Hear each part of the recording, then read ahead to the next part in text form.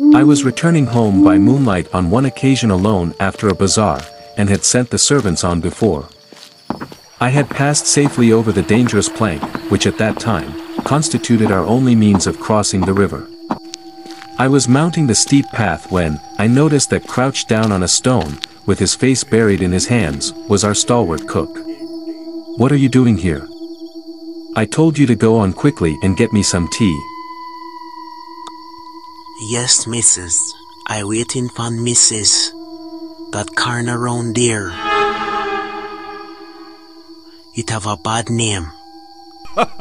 Plenty duppies round there, my king." I laughed heartily as we passed the suspected corner in which he feebly and shakily joined, but he never left my shadow till a cheerful, blazing fire in the kitchen and cook's quarters came into view. Follow Jamaican True Story. That's when he made a dart in at the door, shutting it safely behind him.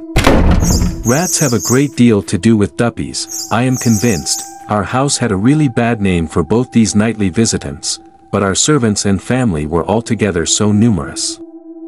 We filled up every room. It is only when we go to Port Royal, and leave the place silent and empty was when we are told awful duppy stories when we return. Duppies did not trouble our household much. Some nights I would lie awake in my bedroom, which was close to the veranda.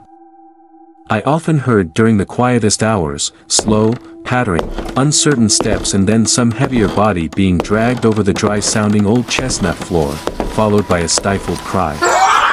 Like, follow, and share for more.